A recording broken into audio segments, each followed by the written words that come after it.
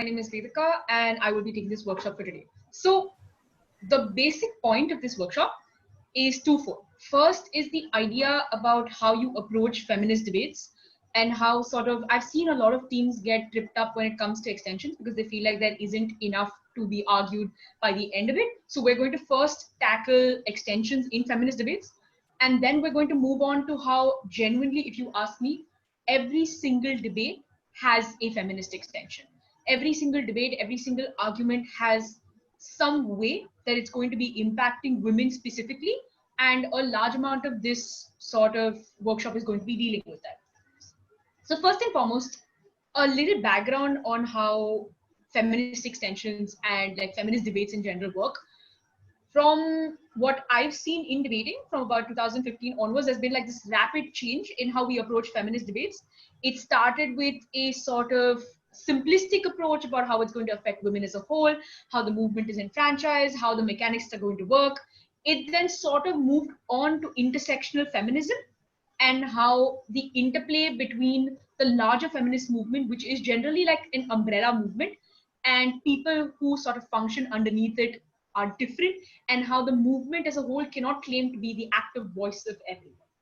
Now, we're going to do like a little bit of general understanding of how feminism works and what the three waves of feminism are, and how ideally whenever you have a motion that is themed on feminism, it's always going to be tackling a specific problem.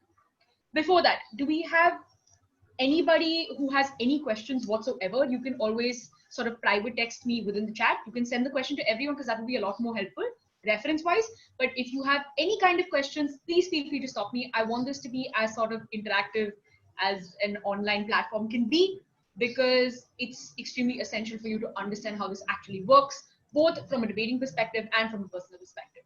So first and foremost, every AdCore generally that I've worked with, my experience is a little limited there. If anyone here knows any better, please tell me, because I don't.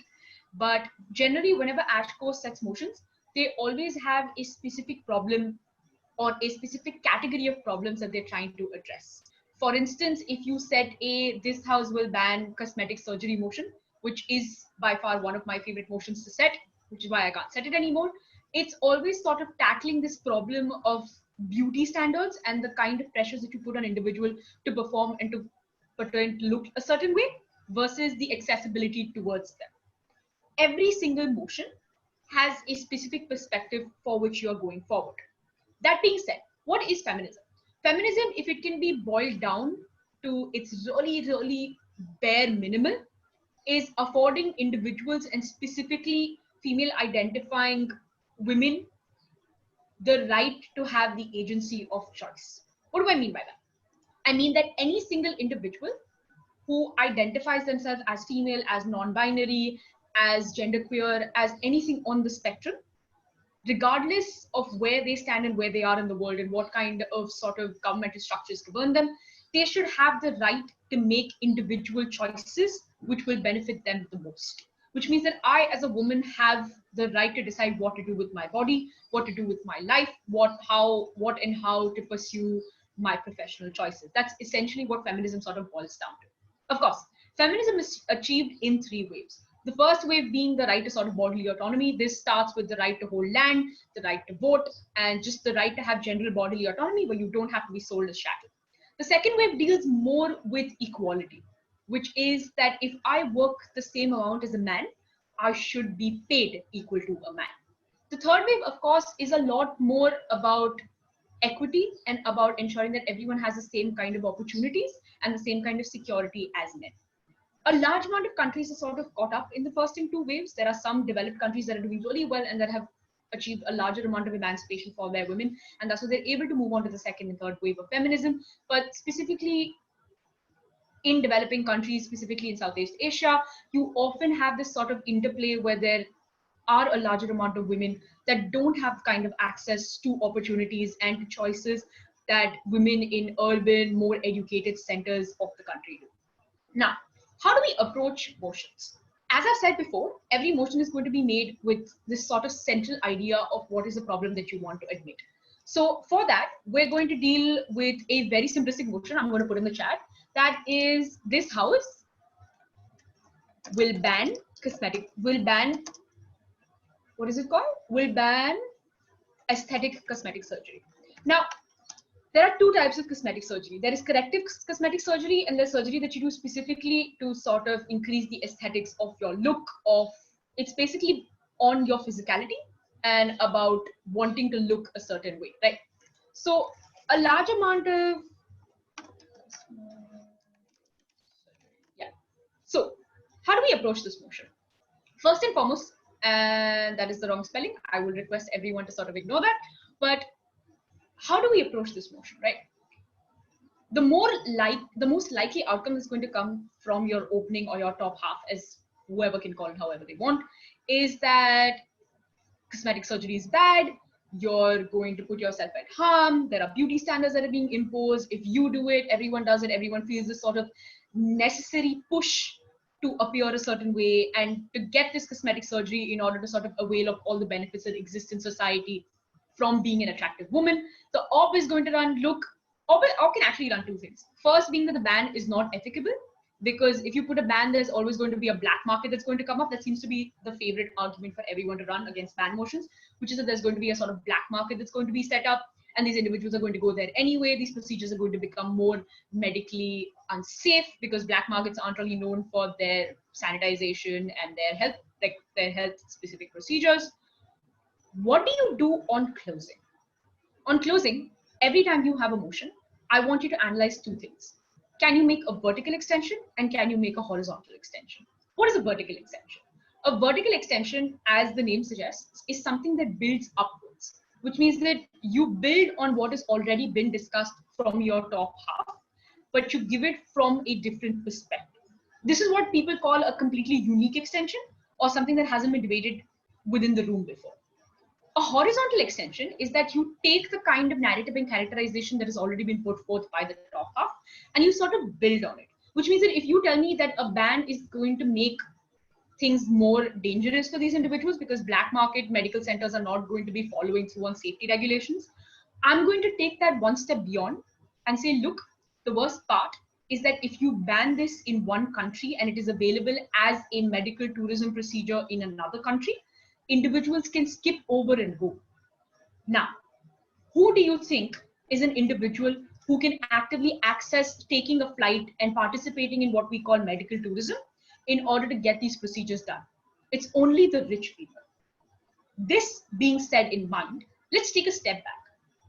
What is the point of cosmetic surgery? What is the point of, let's say, a South Korean-esque model where it is a requirement for you to look extremely aesthetically pleasing, especially when it comes to job opportunities, for education opportunities? Even like that's also somewhat of the scene in India, where when you talk about fairness creams and when you talk about just general, Eurocentric forms of beauty.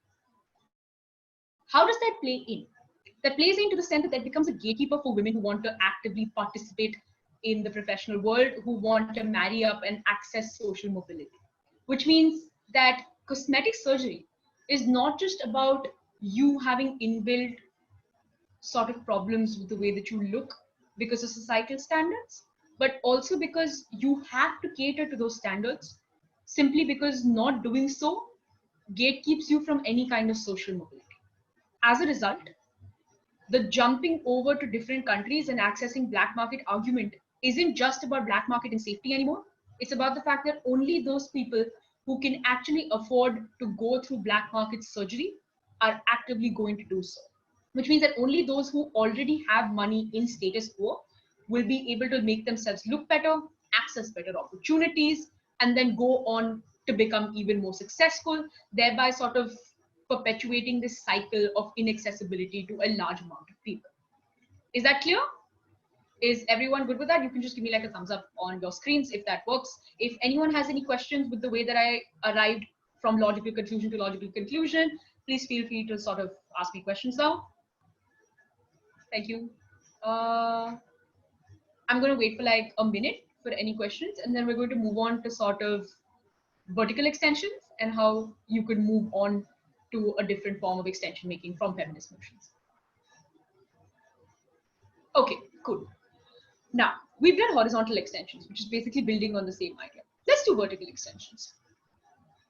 OG comes to you and talks to you about the fact that, look, we need to ban this because as the government, we want to send out a really, really clear message that says, look, we don't care about your looks. We don't want your looks and your physical attributes to ever play into what your personality and what your merit is. We don't want that to become a point of consideration. And if the government bans this, there's automatically going to be a sort of trickle down to companies that keep this as a recruitment criteria.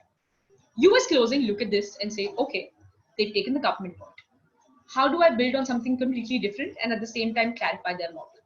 Because a large amount of the mistake that a lot of people make is when they sort of try to give you this trickle down of, okay, once the government conducts a specific action, it's going to be taken forth as being in the morally wrong area, as a result of which people are going to be disincentivized from actively doing something. Two questions that you have to ask yourself as closing. Firstly, do they ever establish to you whether these companies and individuals in society are taking a clear message from the government? What do I mean by this? A large amount of times, depending on where you're fighting your battle, whether it's South Asia, Southeast Asia, Central Asia, Europe, America, North and South, your government and people interact extremely differently. Which means that if today my government does something, I, as a center left or liberal or slightly left individual, take a completely different interpretation from it. It doesn't mean that just because my government says that something is illegal, I'm going to think that's necessarily a bad thing. So in South Korea, if the government says that we don't want any of you to undergo plastic surgery, cosmetic plastic surgery in the country, do the companies take that as being gospel that beauty is not important? Or do they continue to do so and put undue pressure on you to sort of perform and be beautiful regardless of what the government says? Does the government's action directly translate towards a policy change that's going to disincentivize this kind of picking within company recruitment? There's a link missing here.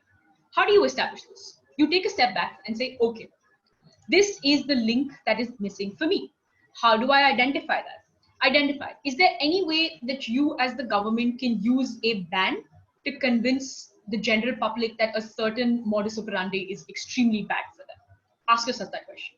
Secondly, ask yourself whether this ban is going to be applicable in terms of equally establishing that these people are not going to have access to this. Because note, ban motions are extremely notorious in my opinion, because not only do you have to establish whether this ban is going to be effective or not, you also have to establish whether this government is capable of imposing this ban, which means that if your government says that you're not allowed to eat meat anymore, are they going to be able to regulate every single individual, check the sales of every single supermarket to make sure that you will not have access to meat? It comes down to small problems like this. This is one of the few things where a very fair logistical outweigh of whether you can actively impose this ban or not can mean the difference between this being a credible clash and you winning the debate. What do you do on Tuesday? You ask yourself, okay, they want to extend this ban because they feel that the government is going to be necessarily responsible and the government's going to expose this. Here is where specific knowledge comes into play. In countries like South Korea and Japan, tattooing, body modifications, and plastic surgery is acceptable, but a large amount of body modification in Japan and Korea is sort of extremely severely looked down upon, to an extent that you can't have a proper tattoo license. What do I mean by that? I mean that in a large amount of spaces, you have tattoo artists that tattoo illegally, because to become a tattoo artist, you have to undergo about 10 years of medical training, get a medical doctor's license, and then apply for a tattooer's license. No one who's gone through the process of medical school is going to give that up to become a tattoo artist, which is basically the disincentivizing route that the government takes. In a lot of places, the government giving a sort of wrong nod to something means that it automatically attracts this element of criminalization and this element of like an extremely shady, sketchy character. Which means that if you are able to establish to me that the government banning cosmetic surgeries is going to mean that every person that you see who looks like they've had some cosmetic surgery is automatically going to get delisted from a large amount of opportunities because the government has put out that these are inherently bad, illegal people, you can possibly create change. What does that become? That becomes a vertical extension in the sense that you are building on a completely different and completely unanalyzed part of this debate. Cool? Okay. Now let's deal with overall feminist themes. A large amount of feminist debates sort of cater down to three things: political capital, intersectionalism, and what is going to give you access to choice more than that of status quo. In the first aspect, let's sort of deal with this idea of political capital.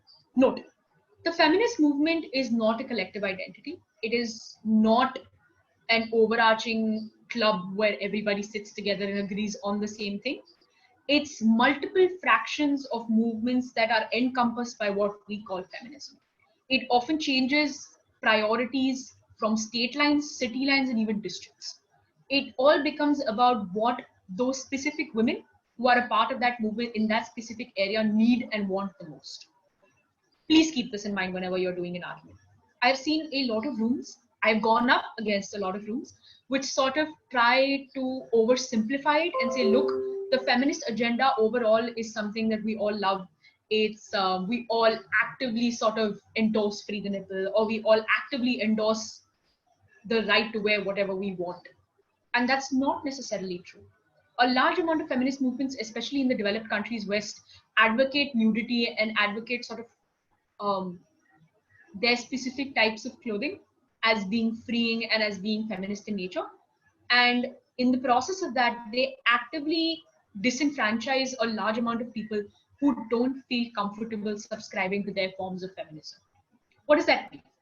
That means that if someone tells me that I necessarily have to wear clothes of a specific type, regardless of whether I'm comfortable in them or not, otherwise I'm not actively subscribing to the feminist model and to the feminist movement, I feel like I'm not welcomed in this movement. It does not care about me. It does not take my individual considerations into note, as a result of which I would not want to be a part of this. Where does this clash come down the most? A large amount of people in, especially in the second wave, sort of use feminism as being this reclamation of the feminine, the pushing away of the feminine identity, where if you were too feminine, if you use beauty products, if you got rid of your body hair, if you dressed a specific feminine soft way, that was you giving in to the patriarchy. In 2020, this is actually a topic of discourse for a large amount of people, where it boils down to, if I am a feminist, what does it mean if I am actively using makeup, or I'm dressing a certain way and I'm using a certain amount of products and like a certain amount of silhouette that has necessarily been traditionally feminine. There's also been an extreme amount of reclamation by women who talk about the fact that they don't need to feel extremely like masculine and co-opt and lose their femininity just to prescribe to the feminist movement, because that's not what it's about. It's about what you feel the most comfortable with, which means that if you want to be as feminine as you can be, that is completely up to your choice. The minute you create this checklist sort of criteria where you have to do this, you have to do this, you have to shun this, you have to do this to be a part of the feminist movement, you lose political capital. Always remember, your extension should focus on which policy is going to ensure that you are going to include the largest amount of people possible within your movement. Because the more amount of people that you are able to include and able to incentivize to come on the streets for you, the more chances you have of public opinion swaying on your way. What does that mean? That means that if today you get up and you actively endorse individual choice for birth control, you are more likely to get people come in than if you create a caveat that only specific types of women can access birth control, only specific types of people can do so, or if you actively start to shame anybody who doesn't use birth control, which is the case for a large amount of people, especially like what do you call it? The traditional Christians and a large amount of the Mormons who actively reject using birth control, the Jehovah's Witnesses who don't take blood transfusion. You can't shame them into accepting your choices, because that means you lose out on a large amount of your political capital. Where does this normally come up? This comes up in debates of beauty standards. I remember we had this motion at Worlds, which was something along the lines of beauty standards. I'm going to pull it up.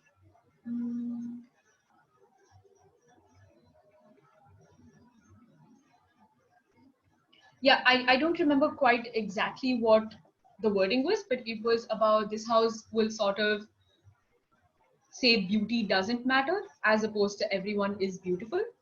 And the contention, yeah, that's it. Thank you. From whoever anonymous is. Yeah, everyone is beautiful as opposed to beauty doesn't matter. And the contention in that debate legitimately boiled down to whether you would be able to live in a world which also accepted that beauty didn't matter. Because note, it's all really good in debate land to sort of argue that any kind of movement and any kind of policy that you put out is going to be accepted by everyone. But the question always boils down to whether these women are actively going to be able to exercise this choice to the betterment of their world.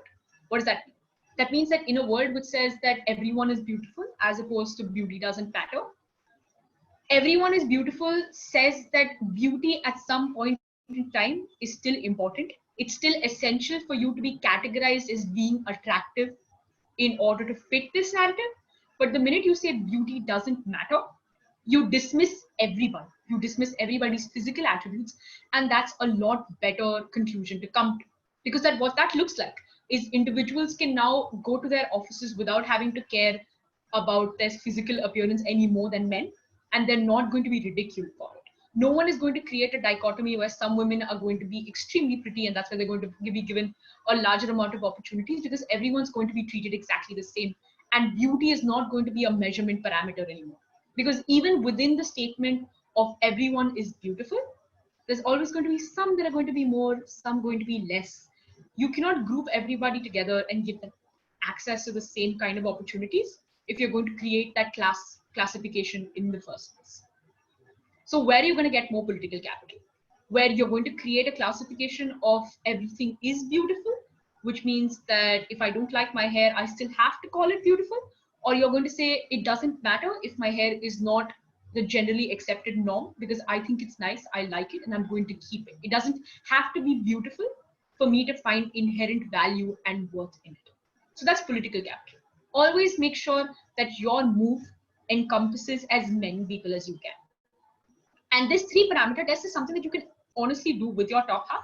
Like just ask yourself, what's their political capital looking like after their debate is done? Secondly, what is their intersectional feminism? Intersectional feminism is really fun because I feel like even though it came into Indian debating really late, and by late I mean about 2016-17, it has created a massive difference in the way that we look at everything in general, even for Indians specifically. Intersectional feminism is you ensuring that everyone, not just a white woman, gets emancipation. What does that mean? Feminism for us, and by us I'm generalizing because I'm assuming that's a lot larger amount of South Asians and Indians here, but if there's anyone else here, also a part of it, we're all part of it. But specifically for South Asians and Southeast Asians, feminism often means completely different things because we have specific traditional and religious values that, while might not have been thrust upon us and not we might not have been forced to follow them, hold an incredible significance to us. I think the largest example of this would be the choice that women make to wear the hijab. This is really contentious because even when the France ban came up, a large amount of people were like, look, if you're a feminist, you're going to not wear a hijab. Like you have to, you've been sort of all this. There's this really ridiculous dogma that I keep reading where a lot of people assume that women wear hijabs because their family has been is forcing them to wear so, or it's a dribble. It's a lot of nonsensical dribble. But a large amount of people actively wear the hijab because they feel that it is their religious responsibility, because they find comfort in a head covering. And at this point, there's a fraction within the feminist movement, the one that calls for nudity and sort of any kind of clothing, wars with the idea of religious following with regards to your dressing and your accessories. So here, the debate always becomes about who needs this feminism the most. I'm going to come back to that really quickly. My laptop's dying, so I'm just going to take like a quick 30-second break. Between that, if anyone has any specific questions about what we've discussed so far, please drop me a question and we will sort of clarify and move from there. Very trivial. But anyway, coming back to it. whenever you have intersectional feminism, the way to categorize it is really simple. Ask yourself one very simple question. The motion that you're giving, who is the most important impacted person here? What do I mean by that? A large amount of motions affect all women across the spectrum. And a lot of people choose their policies extremely differently in order to impact them individually. What does that look like? I think one of the most interesting motions that I was reading was at Ostars, which was this house will shift tertiary education online permanently. And the largest contention in the debate became about accessibility, about whether you necessarily are going to have greater accessibility versus the opportunity to learn face to face in class. What's really interesting here is that it's going to affect all women equally, but how does it affect Southeast Asian or brown women more adversely than developed countries' white women? Let's delve into that. Whenever you have a motion that affects all women, it's always going, your policy move is always going to affect different parts of society differently. What does that mean? Because feminism as a movement started from the West, a larger amount of freedoms that they have are not something that are accessible and available to Southeast Asians, Asians, Africans, and generally brown people as a whole. What does that mean? That means that we have had lesser emancipation. Women, Hindu women have not had the right to inherit property till as late as 1990s, which is when the Hindu Succession Act sort of amended itself to allow a matrilineal acceptance of property. Not acceptance, the right word is sort of inheritance of property, especially from a father's side.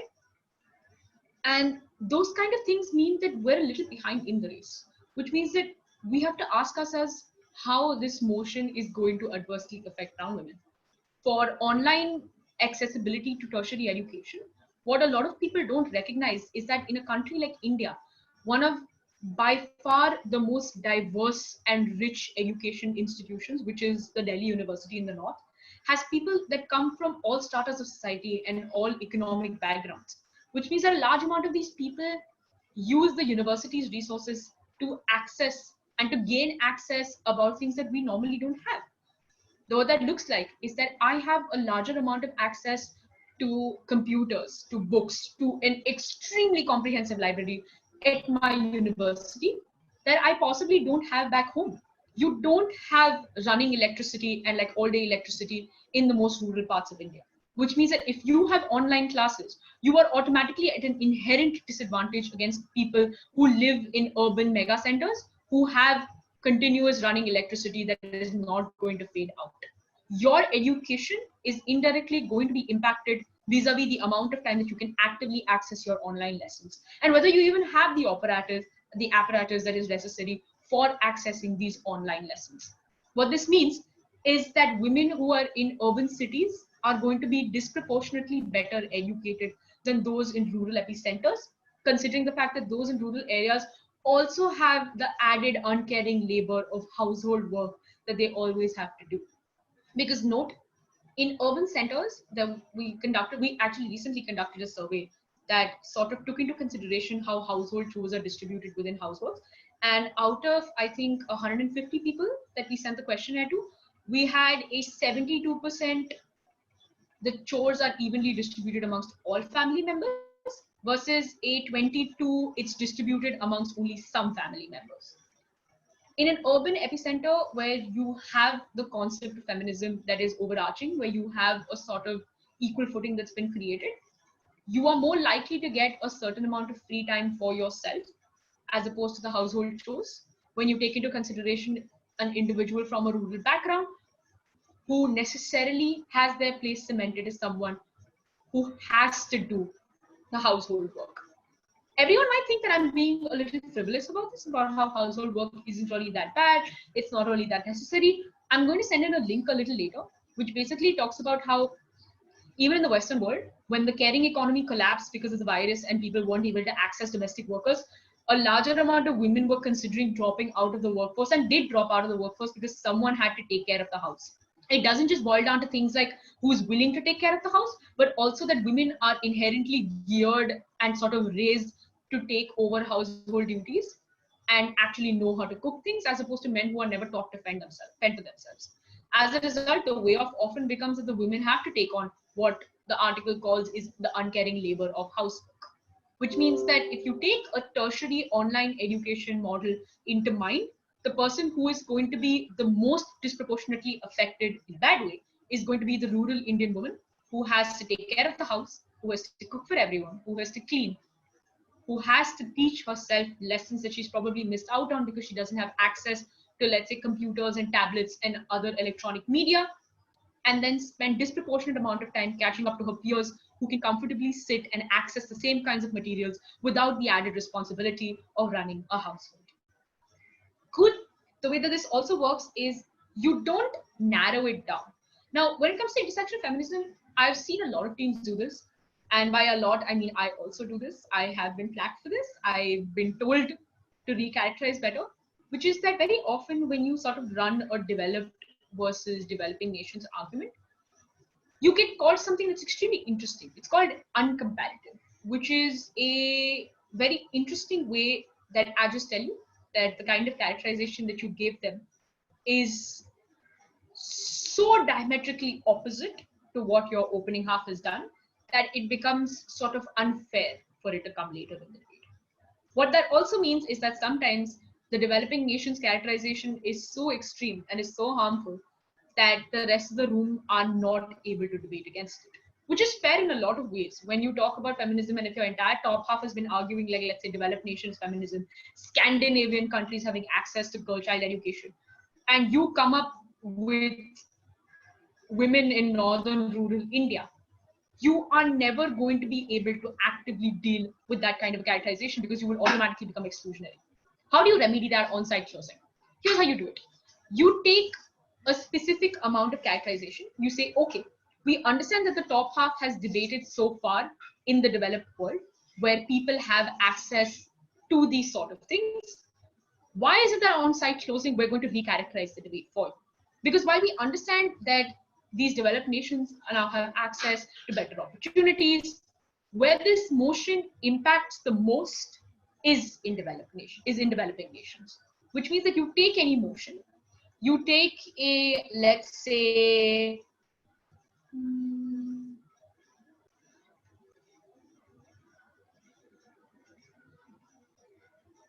I am trying to find motions now, so if everyone will excuse me. Yeah. Let's say we take up this house would allow children to sue their parents for religious indoctrination motion. Opening half might talk about, like, you have the crazy Westboro church, you have specific cult fractions. On closing half, it becomes about individuals who've grown up in godmen camps. It becomes about victims of Asana Babu. And how you distinguish yourself and still stay relevant in this debate is you characterize the motion as being most applicable to you and creating the largest amount of impact within your characterization. How do you do that? You take the impact that your side opening half gives you, which is anything, which could be anything. It could be emancipation, it could be mental, physical trauma, and you offset that by the impact that you're going to get from your side, which is that not only are you able to possibly help these women escape what are extremely abusive situations, but you're also able to offset and take the men who are responsible for these sort of things, get them tried, and ensure that this information disseminates far enough that other women are not impacted by the same thing that you went through. Which means that when you want to recharacterize the debate, not only do you have to establish how the motion is most suited to your world and creates the largest impact in your world, but secondly, you also have to do an impact versus impact characterization, which is going to weigh out who is most likely to be affected and where the magnitude of the impact is going to be the largest.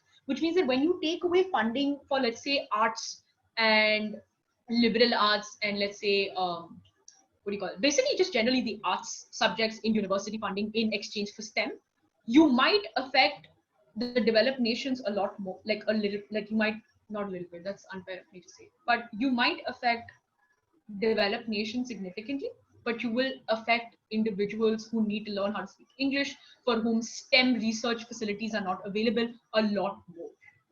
Cool? Cool. I'm going to give about a minute, minute and a half for any questions and clarifications so far, and then we're going to move on to the third point.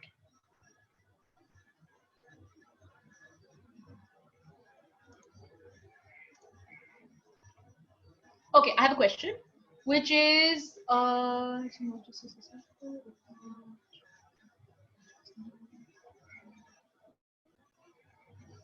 yeah, so I think this is extremely interesting. The question is, are physical education centers not just as inaccessible, if not more for women in rural areas, considering travel, safety costs, etc.? And that's exactly what you talk about, right? You do like a certain offsetting and talk about whether it's feasible for these women to be in physical education centers, considering the travel is extremely like unsafe, whether they're being even like they're even going there is safe or not, whether it's accessible to them in terms of money, in terms of societal standards, and that becomes your opposition from closing half, because these are not generally the kind of perspectives that you get from top half, considering top half is more concerned about establishing pure and simple accessibility as a whole. So yeah, in answer to your question, yeah, it is sometimes a lot more unsafe, but again, that depends on the characterization of how your debate is going to go. Where are you more likely for the woman to actually have the opportunity to go and get educated? And if she has access to online education at home, how much of her time will she be able to dedicate to education before she decides that it's gotten to a lot and she's forced to make a sort of decision between her responsibility and her education? Because this is the characterization for a larger amount of women that do drop out of the workforce, even at tertiary educated levels, where they have to choose between their households and their personal growth. And very often the decisions are forced towards household responsibilities. Cool. Does anyone have any other questions? I'm just gonna wait.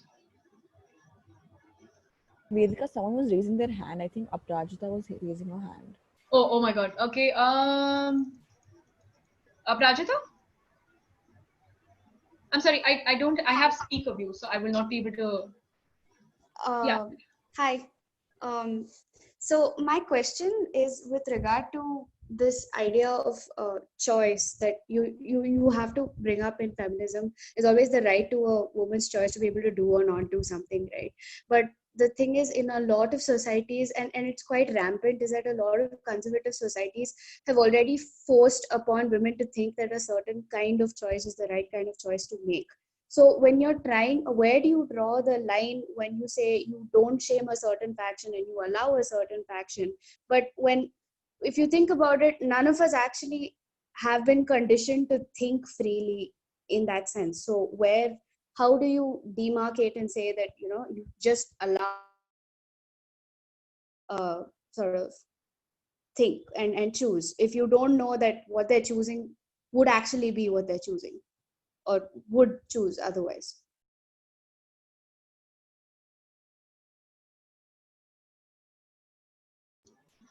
Sorry. Yeah, I think that's actually an excellent question, because I don't remember which debate this has happened in, but you always have this concept of something called a manufactured choice, which is that it's exactly what Abrajita is talking about. It's whether sometimes you don't know if the choices that you are making is something that you individually want for yourself, or that you've been taught through years and years of indoctrination that that's what society has told you that you should want. It's very often like a larger amount of the way that you feed everyone this inevitability of marriage and about a settled life. The problem here is that it's a little different in real life and in debate life. In debate world, arguing manufacturing choice, and I know this because I've done this before, doesn't go very well. Because when you argue manufactured choice, it boils down to this idea of, in some places, it's discernible. For example, a large amount of communities that commit genital mutilation actively uphold it as being a rite of passage that connects the women from across generations.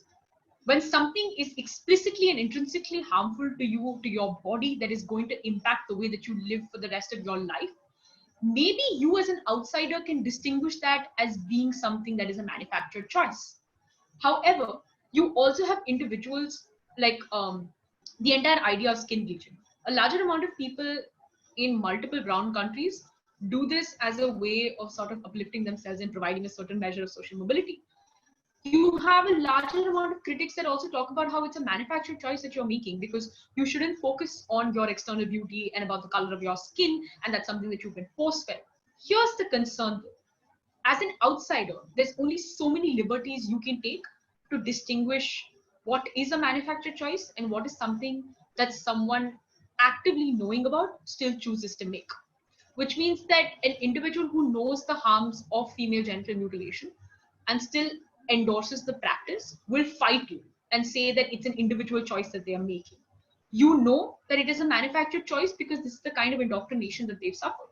And because it is objectively wrong and harmful to the person who can't consent to it, you know that that's necessarily a bad thing.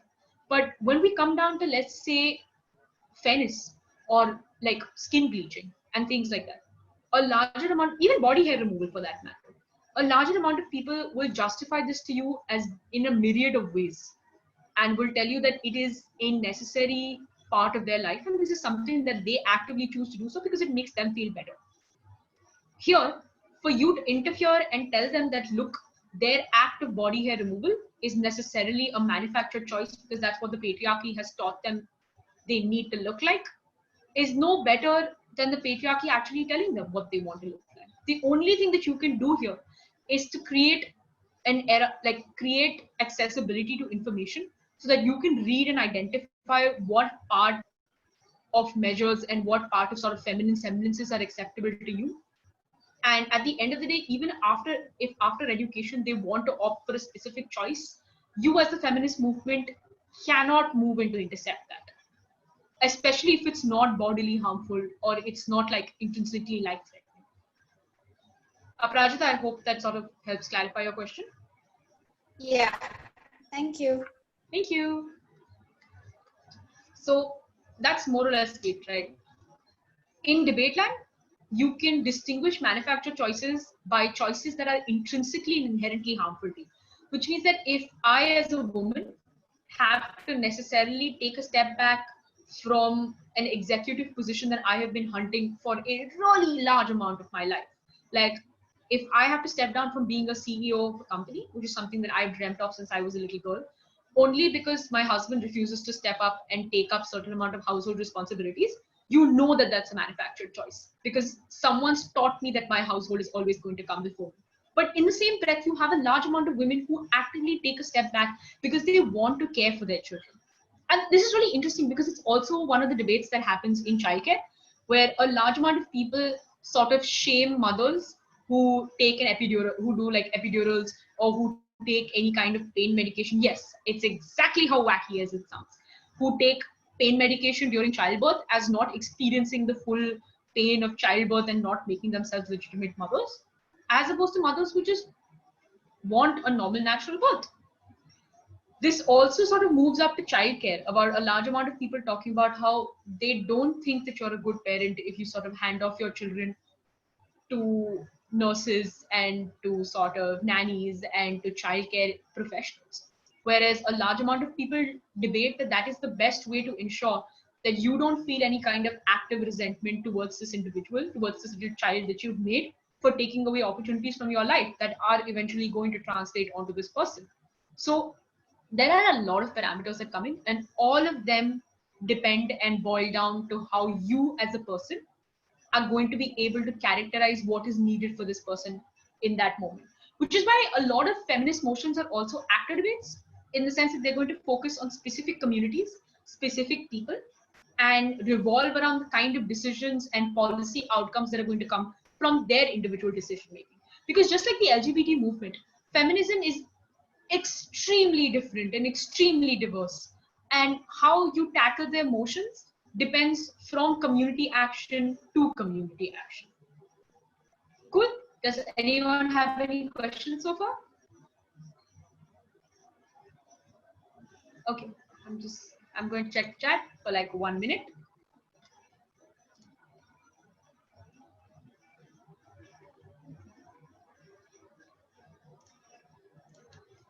Okay.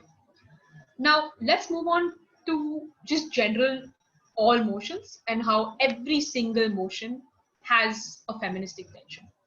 Now, I think one of my absolute favorite things to do is to look at emotion. And unless it's a really, really madcap philosophy finals motion, I personally believe that every single motion and topic that you get is always going to have a feminist extension. What do I mean by that? Let's take a look at a couple of motions. WDC round one. This house would impose a BBC style impartiality requirement on all news platforms. Now, I want anybody from like the chat, if you can. Oh, wait, I have a question before that. In terms of the hijab question, there are areas of gray. There are definitely places where women are subjected to physical harm for choosing not to wear a hijab. At the same time, it's fair that there are women who choose to wear the hijab. How do you make the distinction of choice and manufactured choice here? Here's the concern. You often have to ask yourself the amount of access to information they have, which means that if you are someone who lives in extremely rural or like rural Iran, how much of a choice do you have? How educated are you?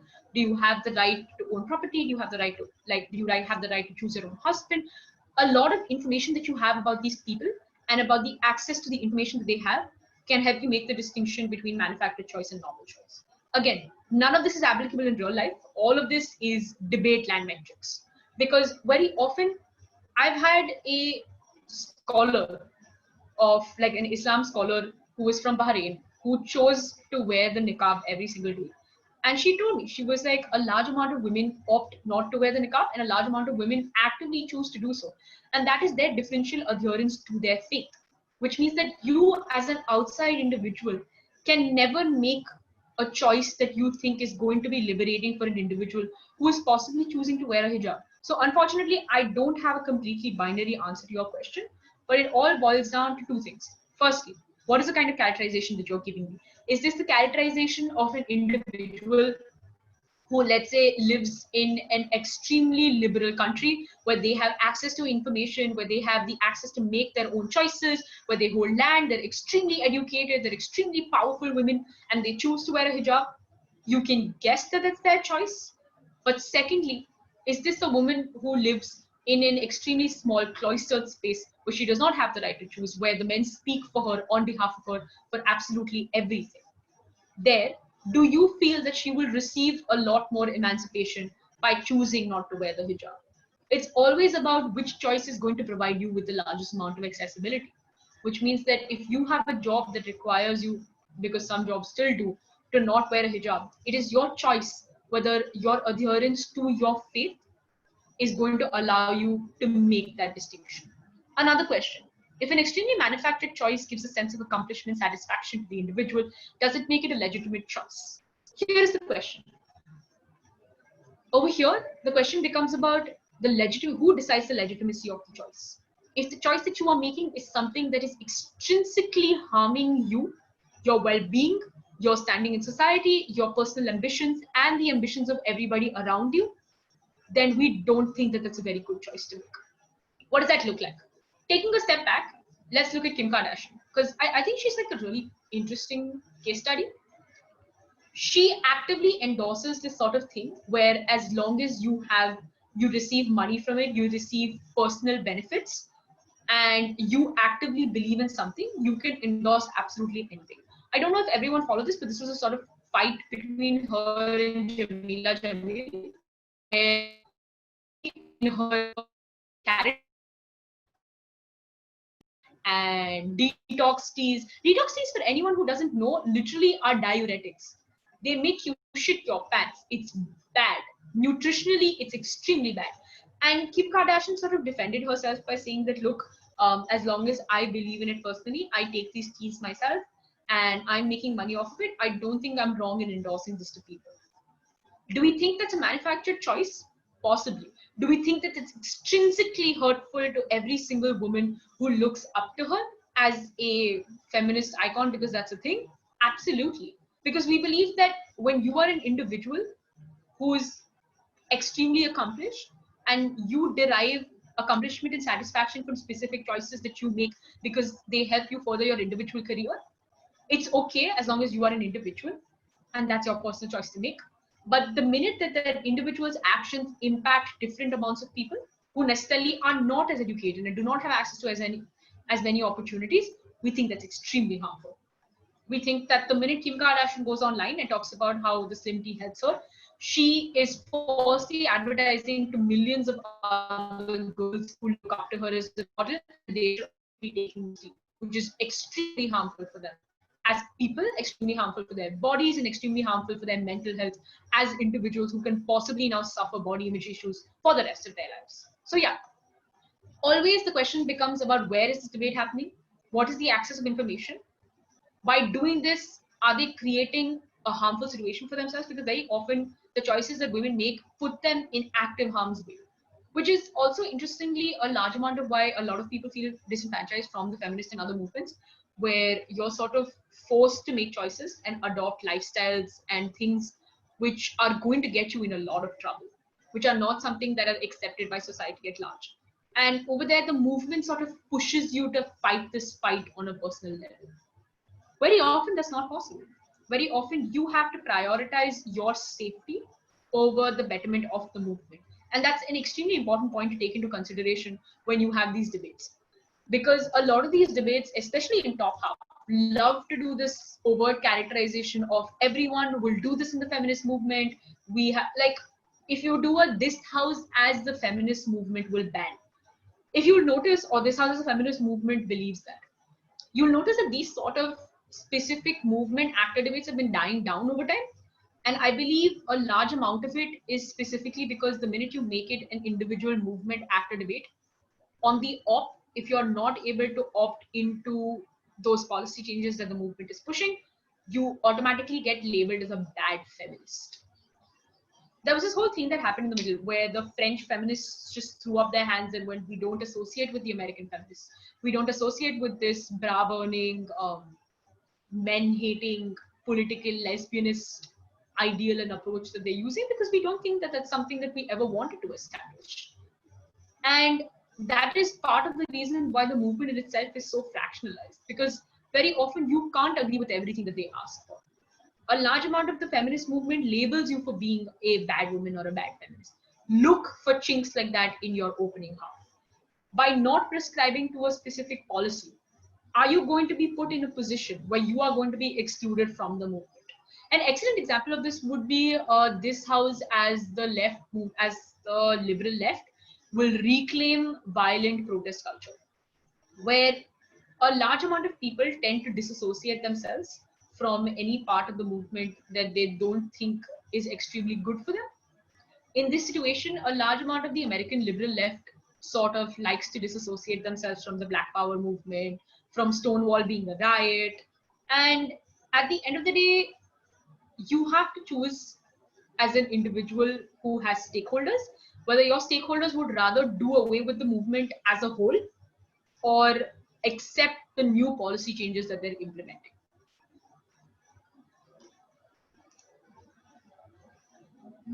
Good. Does anyone have any other questions?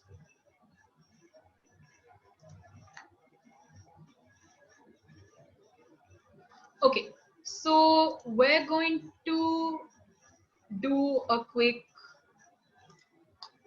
motion specific prep. So if anyone has any specific types of motions from the audience that they feel like they haven't been able to tackle properly, or they feel like there's a specific different type of approach to, now would be a good time. Because I've largely been talking for an hour. And I think that's unfair for you guys.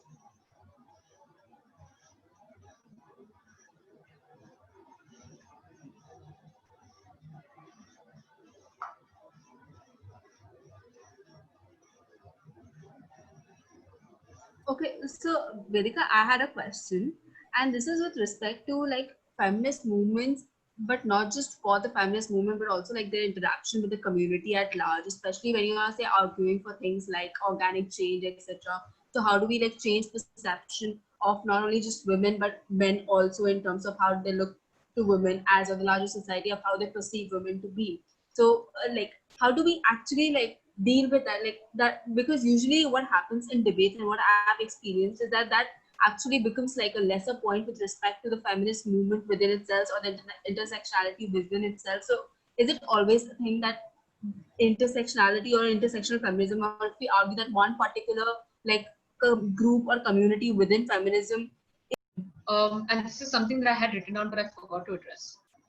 Whenever you argue this house as the feminist movement, you talk about political capital and you talk about how you're actually going to make this movement a reality. But a lot of times you'll have judges sort of step in and say, no, no, no, no, no, but you didn't give me enough links. I don't understand how that happens. It's because for a large amount of them, when you have something that's extremely different, especially when it takes like intersectional feminism into consideration, when it takes a minority of the community into consideration, the biggest problem that everyone has with that is that they're not sure how such a small amount of people, or a policy that is aimed at such a small amount of people, is going to be able to create any kind of effective industry-wide change, right? So here's how you do this. First and foremost, and this is something that you do from closing, obviously, check whether your OG has given you effective links to establish how this is going to take place. For example, if you have this house as the feminist movement will ban plastic surgery, how are you going to follow through on that? Are you willing to make the trade-off of women who actively pursue cosmetic plastic surgery disenfranchising themselves from your movement as an acceptable cost? Are you willing to bear that? A. B. How are you going to ensure that this is going to happen? Are you going to be able to convince your government to do so? Are you going to be able to convince activists within your region to sort of pick it up and implement this as a policy decision? Because while implementation might not be a problem, acceptance of that law definitely is. What do I mean by that? When you talk about a debate, logistical harms are never a consideration, which means that when you have the logistics of actually passing something and making it a bill, that's never going to be a point of consideration. The point is going to be the kind of backlash that you're going to receive against it, as a result of which not only is the movement going to get disenfranchised and sort of ridiculed, but also there is a chance of this law being cancelled and taken back.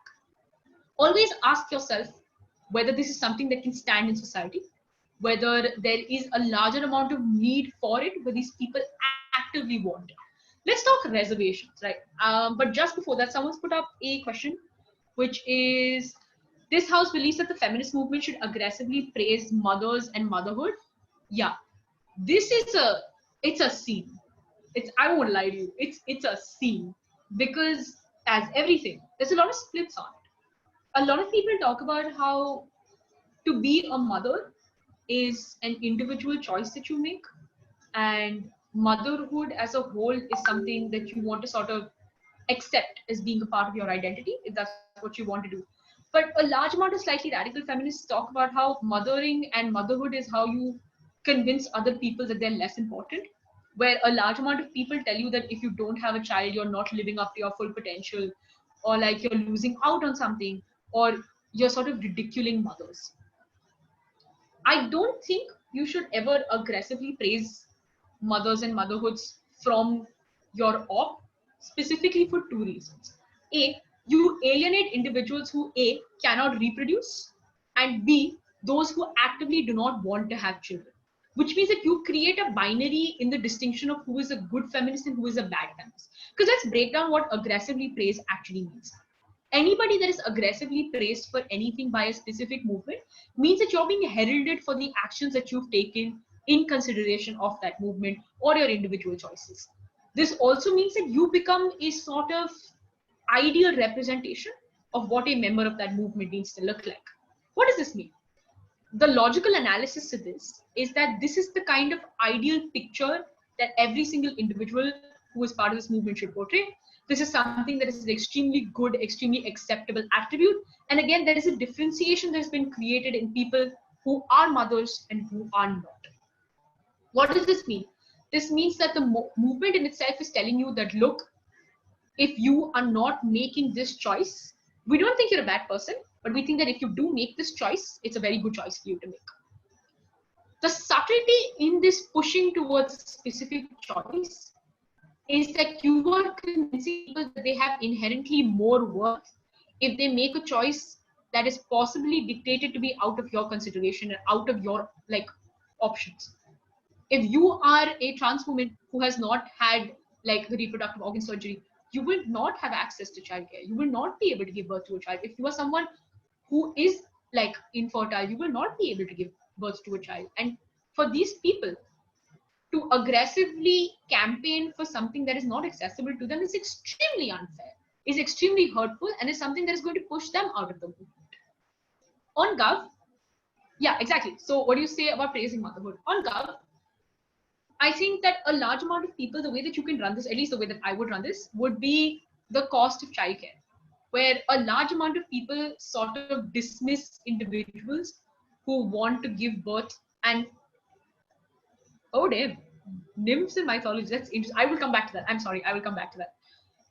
A lot of people like herald the working woman. For government, I would categorize this as a world where the working woman is heralded as being like the sort of cover-all and the sort of end-all of everything that womanhood needs to be. Where the feminist movement has gone so extreme on the be your own woman that they actively criticize any single person who wants to stay at home and be a mother and take care of their children, and even actively go through the process of childbirth. Because you also have to take care of that kind of a scenario. So in this debate, you have to weigh off against encouraging people who have made the choice of motherhood versus actively and aggressively excluding people who cannot make that choice or who do not want to make that choice. So the question here is really simple. A lot of people have things like, there's something really interesting called the Darling Academy, which is basically this subculture movement started by this British lady who talks about how staying at home and treating your husband like a 1950s housewife is something that a lot of women aspire to be and aspire to do. And as someone who wants to make that choice, that's their choice to make. And this academy sort of teaches them. I don't know what it is because I haven't really looked into it. I'm assuming it will be sort of things like looking after them, looking after the household, how to effectively manage the household, and sort of look like a 1950s housewife. And that is an active choice that a lot of people make. So you have to ask yourself this question. What is the stigma on a person who is actively becoming a mother, and how much do you need the feminist movement to praise them and to uphold their worth? If I was government, I would do two things. I would characterize this as being the uncaring labor, where because it's expected of women to bear children and to take care of their children, very often they're sort of overlooked, they're not taken into consideration, as a result of which there is no space that is created for them. If you think that I, as a woman, am responsible for my child and I can sort of handle it without anybody's help, you will not help me take care of my child, which means that my partner will assume that I can handle all child rearing and child caring responsibilities all by myself without his help. My workplace will assume that I can sort of juggle both of them together because it's my primary purpose on this earth. I feel that the minute you start to aggressively praise how difficult motherhood is and how these people are like making active sacrifices, not only do you stop the shaming of these women as not being career women, but you also convince people to help them in what is undeniably an insurmountable task. I hope that helps clarify that. Next, I came across a, oh, God is a woman. Okay, we're going to go one at a time because I feel like I'm going to skip things otherwise. This house believes that feminists should actively promote veganism. So, if I'm not mistaken, I heard this thing where a large amount of people categorized feminism as being more conservative in nature because of its connection to Mother Earth and because it's inherently softer. I don't know a lot about veganistic theory, but from what I have understood, that's along the lines of what it is, that because feminism is a lot gentler, is a lot more nurturing, it's the same consequent. And because inherently killing of animals for pleasure and for like food is an inherently sort of male dominion, you should actively promote veganism. I'm not quite too sure on this motion because I think everybody should promote veganism if it's available to them. I think everyone should sort of promote more sustainable eating. On op, I would argue that it's an age-old debate and it's an age-old argument, so forgive me if someone thinks it's outdated. But I would genuinely just argue that feminists are trying to fight for a lot of things in a lot of different countries that are a lot more closer to themselves. And for a larger amount of women, specific dietary restrictions are not accessible. Like quinoa costs 600 bucks a box. I can't buy quinoa in India. I will eat brown rice, but it is not an affordable alternative for a lot of people. Same with tofu, same with soy milk. So it all becomes about where are your priorities? Because there was this bit in the middle in 2015 where everyone said that all movements have space to accommodate all movements, which means that feminists can support vegans, vegans can support the LGBT community, but that's not true. Everyone has something called a social fatigue, which is also what I call the social media fatigue, which is that you can only be invested in so many movements and so many causes before your brain itself decides I'm caring too much, it's taking a toll on my mental health, and there's only so many causes that I can actively support and advocate for. And I think that's an excellent argument to make. I think you are well within your rights to say, look, there are only so many things that I can focus on. If I am a feminist in a third world or developing country, I first want the right to vote and the right for these women to demand independent, like, emancipation and financial independence. Secondly, I want equal representation at work. And thirdly, when I'm able to afford so, I would be more than happy to endorse veganism, but not right now. That's more or less my take on this. Next is this house believes that the feminist movement should celebrate the roles of apsaras, nymphs in mythology. You've thrown me with this one. I'm gonna have to Google it. Like, if someone could just give me a little bit of context. Was this a context slide for this? Can anyone please tell me? Okay, I'm gonna. Can I? Oh, yeah. So like I think this was a motion at a recent Indian AP. Like apsaras and nymphs like Menaka who actively use their womanly wiles to seduce somebody like Vishwamitra, and like a sage, a male sage, using her femininity in order to do it, and doing so at the command of another male deity. So the idea is that they're seen as incredibly powerful because they managed to bring a really austere man to his knees using just her feminine wiles, but at the same time actively capitalizing on what is dictated as beauty standards because they look beautiful, thin, fair, and stuff like that, and capitalizing on those beauty standards to bring the man to his knees. Like that was the gist of the context that we got. Okay, so like a Vishkanya, femme fatale, Mata Hari situation. Yeah, mostly, yeah. Okay, so I'm not gonna lie, I don't know who's made this motion, but I love it because I go down a lot of research rabbit holes, and I went down this rabbit hole recently, which was about the sort of role of women in Western society, like about 2,000-3,000 years ago, and how they very often controlled political spectrums by virtue of being on a harem, and about how a lot of these women sort of actively utilize their sexuality to gain political, economic control and influence. I think one of the greatest examples of that is the harem of Mehmed II, which was the Ottoman Empire ruler who attacked Constantinople. He was the son of one of the women in the harem of Mehmed I. I think no, Mehmed I. Basically, his father. And even though he had legitimate heirs that were set up to take over, Mehmed II ended up becoming the Ottoman Empire ruler because his mother literally maneuvered her into the position. But yeah, I think this is interesting in the sense that the clash here would be celebration of femme fatale, which is the exercise of power, any form that you can. Because if I'm not mistaken, a large amount of nymphs, apsaras, and even vishkanyas and like femme fatales in general comes not just from their physical wiles, but also from their personalities and how they portray themselves and how they're able to use their sexuality inherently. So it becomes a sort of, we're okay with the usage of our sexuality whenever and wherever, as long as it gives us a little bit of emancipation, a little bit of power, versus you're being ordered by a man behind the scenes, and why are you utilizing this as such? That becomes a sort of central clash within this debate. I feel like all of that boils down to whether the form of mythology that you're looking for is actively endorsing these women to make these choices individual and independent of themselves. Because there's a lot of rumor and mythology behind even Mata Hari, where she says that she actively became a spy. Of course, that's not like she denies that she was ever a spy. But a large amount of sort of historical narratives always talks about how she actively wanted to be a spy. And it all boils down to whether they make the choice to take these orders versus whether you should ever be in a position where you should take orders from a man to utilize your sexuality. I think that becomes the primal clash within this debate.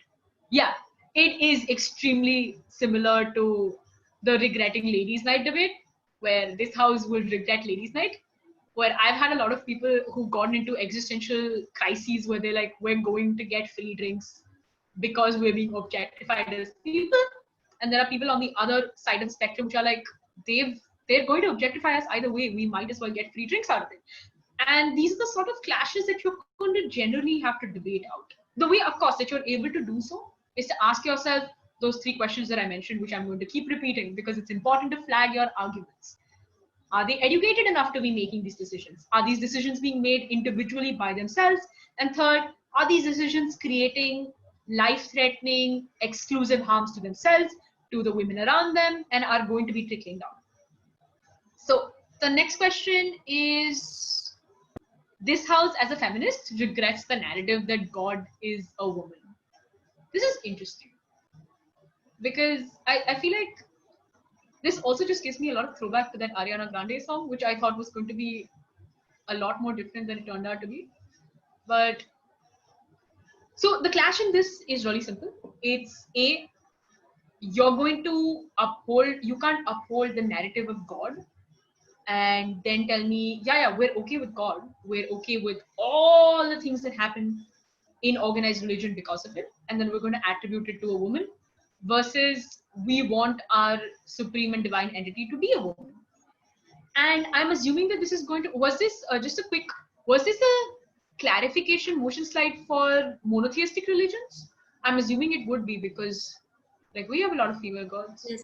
I think there was a clarification later by the ACHCO in which they said it's for monotheistic religions. Yeah, because like we have a lot of female gods and we do. Anyway, yeah. So this would be something along the lines of, let's say, Jesus Christ being a woman, or just any monotheistic religion for that matter. And the question then becomes this, right? Would you rather have a female god? Like, you're going to have to question the religious formations that come as a result. This house is regrets, it's a regrets narrative, which means that if you think that your god is a woman and it's a specific monotheistic god, are you timestamping it to be the formation of your religious indoctrination and your religious scriptures are going to be differently made if you think that she's a woman? Or do you accept religion as it has been till this date, which is 25th July 2020, but you believe that it was a female god that has directed all of this? The question in that becomes twofold.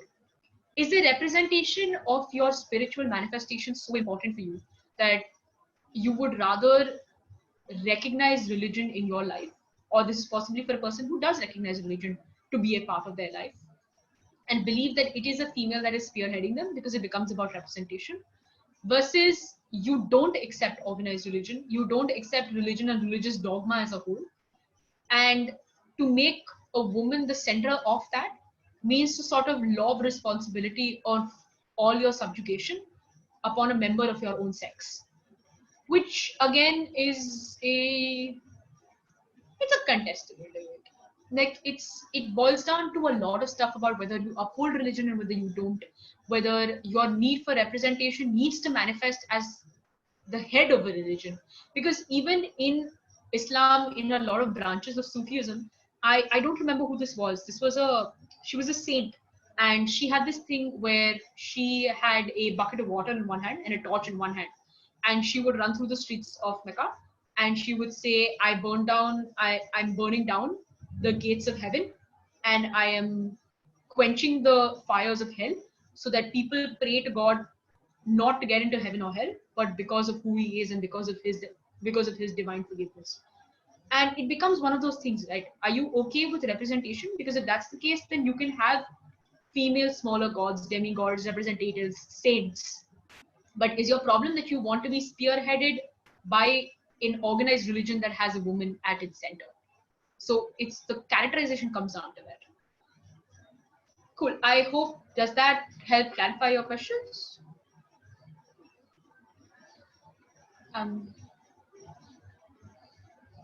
Going to stare at the chat screen.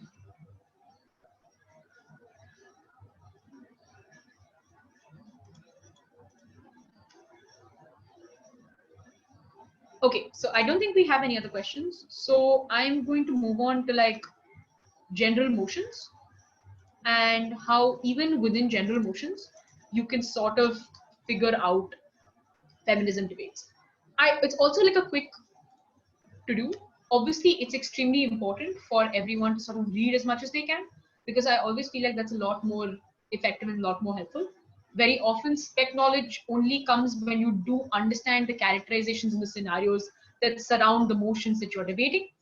What that means also is that you can utilize your personal experiences and how you understand movements to work for your motion. What do I mean by that?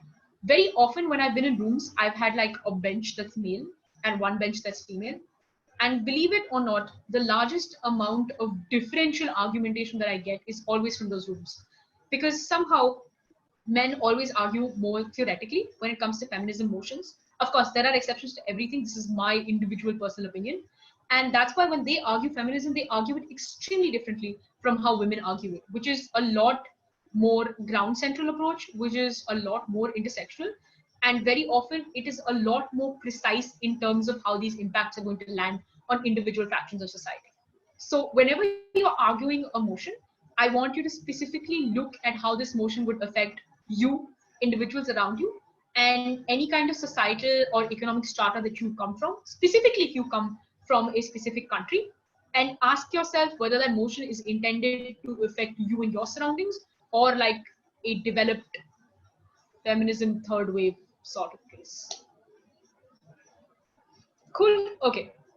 Let's look at this.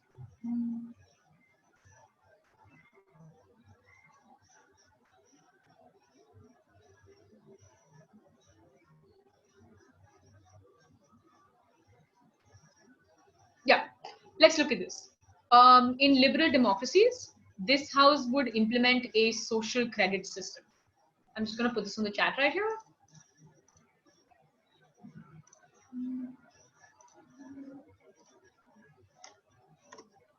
Yeah.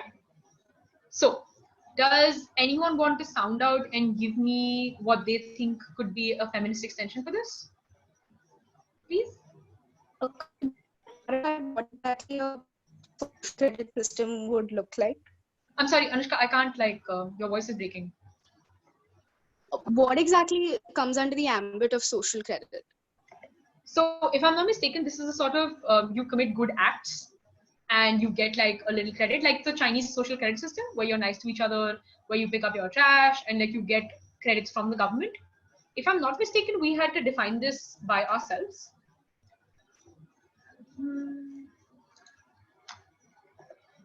Does anyone want to take a genuine hit on what they think could be a feminist extension here?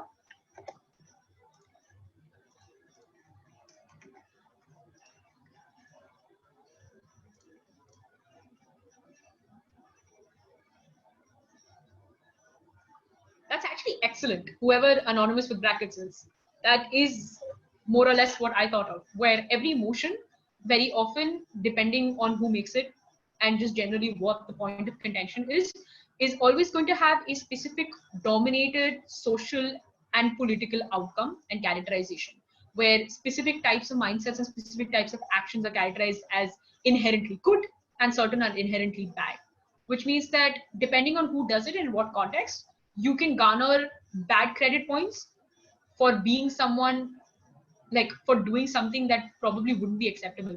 Like if I'm a woman in an extremely traditional scenario and I pick a fight with my husband because I want financial independence, that would give me a negative social rating because that's not acceptable in that society.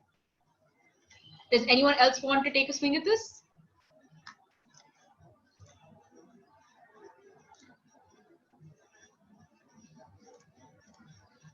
Guys?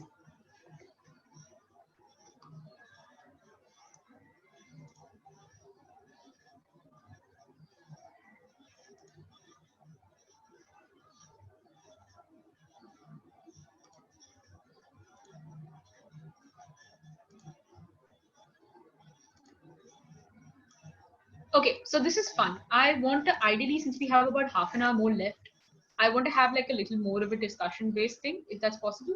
So I'm going to put up a motion I want everyone to take about, it's 5:24 right now. I want everyone to take about 5 to 6 minutes, think of something, and give me any first off thoughts that they can think of. How does that sound? You can just give me like a emoji thumbs up. Thank you, Vedika Walia. Cool. So the motion is, this house believes that it is legitimate for a state to actively sponsor for natalism. Natalism is this really interesting thing where people are basically encouraged to have children. I'm going to put up the info slide as well. Info slide is weak, but it's okay because you have 5 minutes. This is just like a quick exercise because very often within the first 5 minutes, the kind of characterizations and the kind of arguments that you're able to formulate are your flagged off final point impacts. You take what you get in the first 5 minutes, you formulate what your need, move, benefit is from there on, and then you develop your arguments. It's also extremely good because very often the difference in a debate is between how much time it takes you for you to get the right or the ideal case that you want to run, and how much time you get to actively develop it.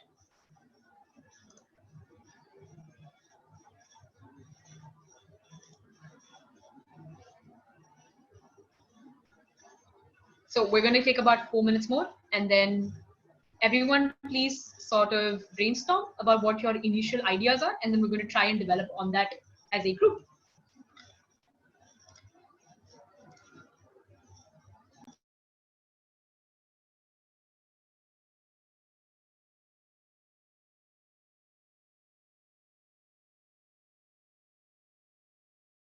Can tell me your extensions and we can outwardly discuss it as a group. Whatever works with whoever wants to do this. Also, shout out, this motion is from ILS 2020.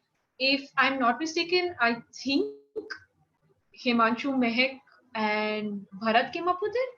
I'm not sure. I think it could be the whole ATCOR. It wasn't me because I came a lot later. But there's some fantastic motions from that debate, and these guys legitimately came up with some mind-blowing motions. So if you ever want good practice motions, I suggest you guys like look up the Tabby Cat link. Okay, cool. Someone was typing something. You can like whatever you want. And I don't like, I haven't debated this motion myself. So this is going to be like a completely new thing. If anyone has any other questions, clarifications, anything that they've come up with, please feel free to mention them right now. I was also speaking to someone about this and I want to tell you guys as well. Because I'm not going to go through the names, but I'm assuming because a larger amount of you are women or identify as women, you have a certain set of individual experiences that you have gone through. And my bandwidth is low. I'm sorry about that. I don't have Wi-Fi. But you as women are individuals who have gone through certain things. You have certain experiences that you identify with and that define your perspective in how you view the world. And you can use that whenever you have emotion to see how that changes. Cram feminism everywhere. You can do it. If you make an evaluated, intelligent choice, which I'm sure 100% all of you can make, ask yourself how something disproportionately affects women, because it always, always does. Everyone likes to believe in the invisibility of women, but they're always affected by every policy decision, every regular decision, every geopolitical IR decision, everything. Okay, I have two things. Yay. Okay, so you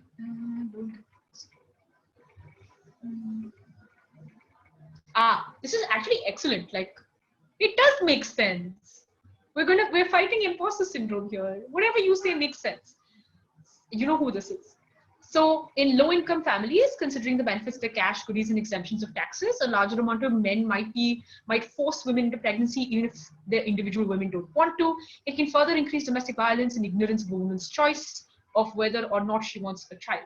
I think this is excellent, specifically because a large amount of this, I think, was countries like Estonia and Poland, which are disproportionately sort of less earning in comparison to Western Europe.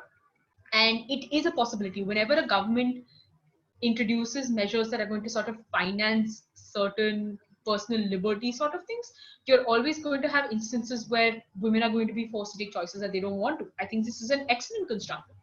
Second would be characterization of a world that's currently struggling with harmonization. I would paint a characterization of a world that's currently struggling with harmonizing the perception of a woman as a working independent individual and a person who prefers to stay at home. It's established that you can't be the best at both, and the best policy is one which would provide an equitable solution to this issue. At this point, natalism would be more than rewarding motherhood. It would be a way of accommodating for it and sort of giving state support to the idea that an independent woman who can also be a mother in the most tangible way possible. I think this is excellent, right? I think it's a lot like the feminism aggressively support. Why is there so much? As the feminism sort of aggressively supporting motherhood debate, where you get an individual and specific state sanction to being a mother, and like you're adequately rewarded for it, because motherhood is an extremely difficult job. Not that I would know, but I've been told. Or parents might not be in a good financial place and have children for the monetary incentive, which means that they probably would not have wanted to have a child and may not be able to. I think this is excellent, and may not be able to provide as much attention, love, and care to the children. This sort of thing creates an incentive where even if you are displaced to not have children or not have the emotional and physical bandwidth to take care of them, you are literally specifically incentivized by the government to do so, which means that the childcare is going to suffer in unimaginable ways. There's this really interesting article which talks about how South Korean women very often actively make the choice to have either one child or no children, because Korean real estate, and specifically like Seoul, the real estate private education prices are rising so high that it's extremely difficult for someone who is not already better off to sort of do well. I think that's more or less what Parasite also mentioned, which is why these women are actively choosing to have only one child, even though the government is trying to incentivize and convince people to have more children because of the negative population rate. And it's because they just simply can't afford to. And if you have two children, you are risking two different childhoods as opposed to one child that you can possibly manage. So I think this is also excellent. Yeah, it also opens floodgates to exploitation. Yeah, this has also been mentioned before, but this is about men and other family members coercing women to have children, and women might be emotionally blackmailed for the greater good of the family, even if she doesn't want children. And specifically, I think this is also excellent. This is sort of building up on what we've already discussed, which is that infertile women are looked down upon because they cannot give birth, so they fail their sort of primary duty as a wife and as a woman, which is, yeah, it hurts. Therefore, the chances of her not being treated well is high. Exactly. So, like, a larger amount of people also sort of, what's the word? They disrespect and they sort of dismiss women who can't have children because they feel like they're not living up to their potential as women, which is also extremely important. And I think this will be an extremely interesting point from closing half, because these are not the kind of conversations that I often see happening in top half. Of course, if the top half has it, that's an extremely stacked top half. If someone could just give me 30 seconds, I'm going to adjust because there seems to be too much sunlight. I could be smart and close. Burden of rearing and nurturing children falls mostly on women due to existing patriarchal norms. So this is the uncaring household labor that I was talking about, which was basically that because household work is specifically women's jobs, you are going to have a disproportionate amount of women who are going to be encouraged to sort of drop out and actively only do housework and childcare because men aren't being inducted into participating in this process. I feel like from Gov, if you could caveat out that you're going to have larger, let's say, what is it called, paternal leaves, or you're going to necessitate that the men are also going to undergo parental classings or like childcare and early childcare courses, you could try to offset that, but I feel like it would be too much of an inconvenient caveat in the debate. Somebody wants to bring in marital rape, I think you can. I think it would make everyone very, very uncomfortable in the room, as most feminism debates always can. But I think it is something that happens whenever, if you don't have the criminalization of marital rape and you have individuals who don't want to have children. That is inevitably what ends up happening. The lack of resources to raise children will disproportionately impact women's children. Yeah. So there was this before the legalization again of the one child policy in China. They had this thing where there was a huge 20-page report which talked about how even when people were incentivized to have only one child, they would often commit female infanticide, because if they had a female child, they wouldn't be able to continue forth their legacy, and as a result of which they actively felt that their best option at sort of maintaining their familial legacy was to have a male child, which is also why they have a slightly disproportionate, like a slightly wonky gender ratio. Very close to us, but ours is a lot worse because female infanticide has been a problem since the early 1800s in India. It further increases the bias and stigma against homosexual relationships, which really do not have the production of children as a primary goal. I think this is excellent. I think this is like a hard closing half impact. If everyone's going to give me 30 seconds, I'm going to go close the blinds because this lighting is giving me very weird. It's giving me a beard. For instance, not just for trans women, but a large amount of people who are just generally not able to bear children or who don't want children. And this also, I think, the way that you build on this is that you also make adoption extremely difficult, because you sort of predicate so much importance on childbearing that we don't know how it's actually going to play out on adoption and just like, even like surrogate children in general. Normalization of exploitation within practices such as surrogacy due to states. This is excellent, as providing status as providing a monetary incentive to reproduce. Yeah, I think this is excellent. I think that not only are you going to have an extreme sort of violation in surrogacy laws, you don't even know how that's going to play out. You might even have an influx of individuals who want to become surrogates because it suddenly becomes such an excellently paid job. And we don't know the kind of disproportionate effects that it's going to have on children and on mothers as a whole, because going through the process of childbirth over and over again, we don't know the kind of effects that it's going to have on the mother, especially if she's going to be pushed into it by way of exploitation or even by like an individual coerced choice. What about the ethics of having children in the current times of climate change? This is interesting. Someone can argue that it is unethical to bring children into this world, knowing that their lives would legitimately be very difficult. I think this is excellent in terms of from a climate perspective. I personally know a lot of people who've sort of actively decided that they're not going to have children, because having children in this kind of like environmental climate, means that not only are you going to exceptionally increase the carbon footprint, you're going to give them a world that is most probably not going to be habitable. That's the way that the consumption by individuals and like lack of decomposition of a large amount of matter is going, you're not going to have a very habitable planet to live on. And the more people that come in and the larger your population explodes, the more consumption is going to become very difficult to control.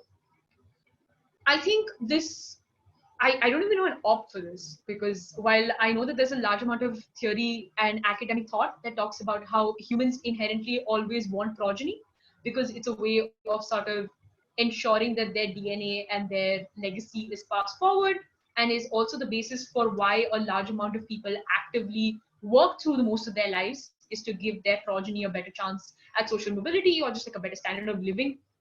I don't know how that's going to play into that, because we recently had this house will impose a 100% inheritance tax, and a lot of people had this thing where they were like, if you're not going to give anything to your children, you might not work as hard as you would, because you have no one to pass it down to, which means that you're going to create an excessive amount of consumption to sort of finish off everything that you have, so your government doesn't get it.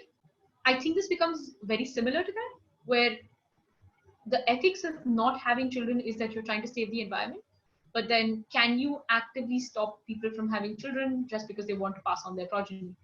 I think this is excellent in terms of like a governmental opt to this motion, because not only are you actively fighting the government's policy, but you are also fighting what happens when this government actively advocates a population explosion.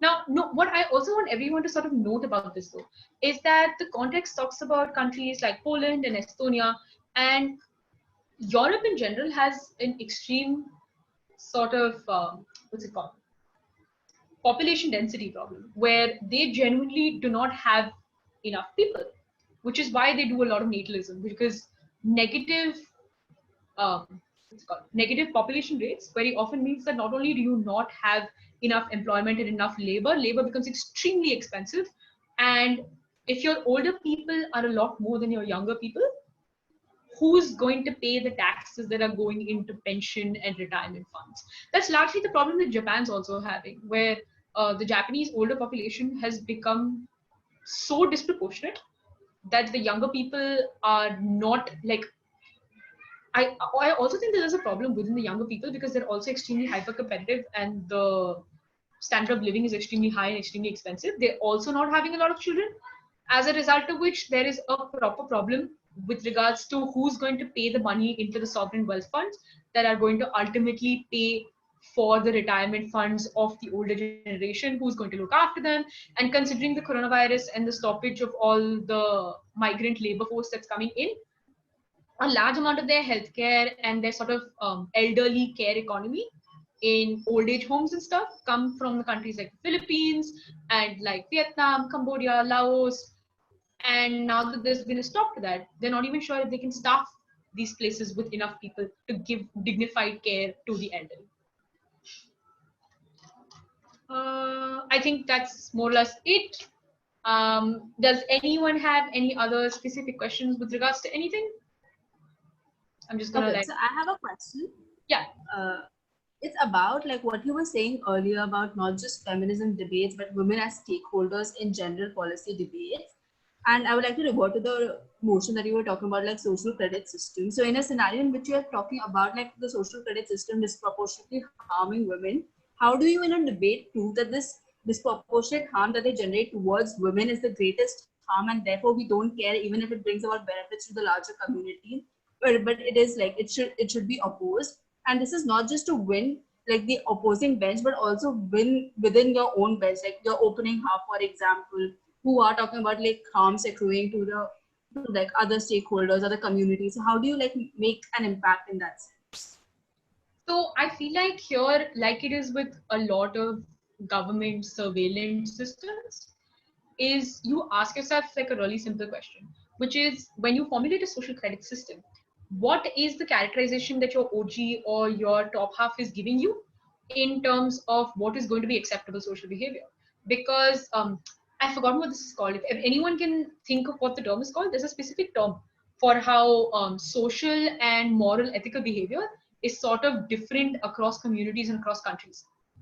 That being said, if the government is going to follow a form of behavior that is going to be specific to their country, they always use specific individuals or specific instances as models. I think the person who mentioned this by themselves, if you have a sort of characterization for what is acceptable social behavior, very often it's going to be a model handbook guide, which means any deviations from that is going to dock you social credit points. Very often what this means is that you're going to maintain status quo of behavior. Status quo of behavior would be that men behave a certain way, women behave a certain way, which means that any women who are disruptive or who are protesting against the government or who are fighting against individuals or who are picking fights that are not necessarily part of their behavioral handbook have a larger ground to get docked these credit points, because people think that they're being morally morally wrong and morally disruptive, and they're not necessarily like good. So I think, yeah, in that term, because this behavior is not going to be modeled on women specifically, they are going to be more disproportionately disadvantaged in this. The last motion, this house believes that feminism is incompatible with capitalism. Did this motion happen recently? I feel like I've read this somewhere, like very recently. This is again, it comes down to that theory of this comes down to that theory of feminism versus capitalism and buying things being inherently masculine. I personally don't like those motions very much because I feel like it's a theory versus theory. But I do believe that if you sort of boil this down, you're going to have like a feminism is a more nurturing acceptance, everyone has a place on the table sort of theory, whereas capitalism focuses on the coagulation and sort of what's it called, the concentration of wealth amongst specific amounts of people, and it creates like an incompatible, unfair advantage amongst people, which is what feminism is trying to beat. Because feminism is also trying to ensure that all women have a place on the table, unlike capitalism that wants to ensure that specific people are on the table, specific people are behind them, and specific people never get to enter the room. As for op, I don't have much. This is how did I prep for majors, and how do I think that everyone else should prep for majors. So, I mean, I'm not really. I read a lot, and by a lot I mean I genuinely just read a lot. I matter prepped extensively. Of course, it depends from person to person. Some people practice a lot more, and some people sort of do as much practice as they can, and as a result they're able to sort of develop specific speaking skills. I just prepped a lot and I aged a lot, because if you age, and I know aging is not fun, it's not always fun, especially if you are in an environment that sort of not doesn't take you seriously. But aging is extremely important, and it's extremely helpful in the sense that when you are adjudicating a debate, you get into the habit of looking for links, which means that you're going to look at someone's speech on your paper and you're going to ask yourself, do they establish to me how this impact is going to happen? After your first 5 rounds of aging, on the 6th round, you're going to have an intuitive understanding of what the intended impact of that speech is and whether they make it or not. Especially when it comes to closing half, this became really important for me, because I would just age the entire top half. And by the end of DLO's speech, I had on my sheets where they had missed out and where I could capitalize the most. So it helps in that sense. So age, and this is not just like a PSA, so I convince more people to age. It's not a fun activity, but it's an extremely important activity in terms of personal growth and in terms of how important it is for debaters to have good ages and to have good feedback. So I believe everyone should age. This house will ban all forms of polygamy. That's more of an ethical, moral thing. Like, some people are okay with polygamy, some people really aren't. Like, this motion is like saying you should ban homosexuals or something. It's not. It's along those lines of literature. It's not it makes me uncomfortable. This motion makes me uncomfortable, because polygamy is an essentially a part and like a way of life for a lot of people. If some people are not happy with having one partner, and if all partners that are involved in that process know about this, I don't think the government sort of has the right to step in and make these decisions. Like, this has to be really, really, you need to give me like a really solid info slide as to why this isn't going to be some form of problematic. Can we also bring in LGBT and say that gay men will not be man-like in the social credit system? Yeah, I mean, you can. If it's a country that sort of criminalizes homosexuality, you absolutely can. This house will allow companies to pay higher wages to employees who agree not to have children during their term of employment.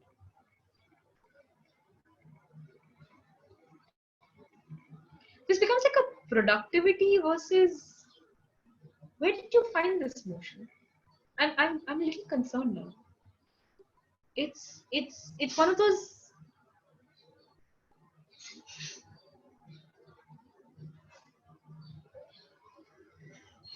How would you know? Like, that's also my concern.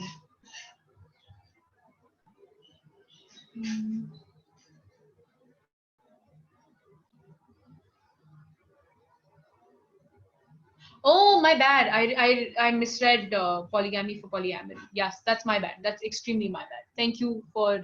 I'm not going to say this because you've said this privately, but I thank you for that. Polygamy that's genuinely stepping into religious distinction. If having multiple wives is something that's recognized by your government, that's something that's stepping into religious distinction, which means that your debate is going to become about emancipation of women versus this is their religious right, which is exactly the entire debate about UCC and like religious polygamy in a lot of countries. That is my very, very bad. I misread that. This house will allow companies to pay higher wages. You can do that in terms of if there are individuals who have the option of choosing that company, right? A large amount of people are forced to take up jobs where they're not going to be paid an equitable wage if they have children, because that's the only option that they have, because that's a job that they necessarily need to take. And that's the debate where a large amount of people make, where they're like, oh, if you're not happy with the job, if you're not happy with some form of employment, you can just switch over. The question there is, can this person afford to get this or close to this amount of wage everywhere else? If this becomes the sort of industry standard, then that's extremely problematic. This house regrets the rise of choice feminism. Again, extensive binaries. Different sources where we could read material on feminism that helps us in debates. I feel like you can, I think there are a lot of, there's this one feminism book that I have. I can't I don't think I can share it with you. I can share with you the name. I can send it to I think Bhavya or Vedika, and she's going to send it across. But a large amount of this is specifically just online sources. Like I do a lot of online sources. I do a lot of specific reading. The Guardian has exceptional feminism columns that I do read. And I think that's more or less it. I also just Google a lot of stuff. Like I will legitimately sit and Google first wave, second wave, third wave feminism. And in Wikipedia, if you go all the way down to the references, they will actively give you like books and articles that they've cited references from. So very often, like I'll go over to those books, I'll sort of either buy or I'll get like Kindles for those books, at least for these purposes. I actively buy these books and sort of just read up on that, because feminism as a whole is not, and this is obviously very different approach for someone who doesn't have a coach, because I haven't had a debate coach. So I just do like a lot of extrinsic reading and like collective reading, and then I sieve through all of it to see which part of it is going to be effective and applicable where. I know that's a lot of sieving. I wish I had a better answer for you, but I really don't. There is one specific book that I use a lot, which also has a really interesting chapter on political lesbianism, and I'll send that across. But that's more or less it. Does anyone have any other questions or anything? Because I think we're almost done. We're about 4 minutes out. And yes, that is my bad. I misread I got confused in polygamy and polyamory, and that is my extreme bad. I sincerely apologize for that. Does anyone have any other questions?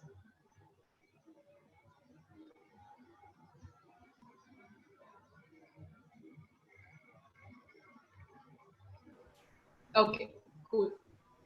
Thank you so much, guys, for like somewhat coming in, contributing, and everything. I hope if you guys have any questions, any clarifications, anything, you guys can find me on Facebook. You can text me for any kind of clarifications or questions.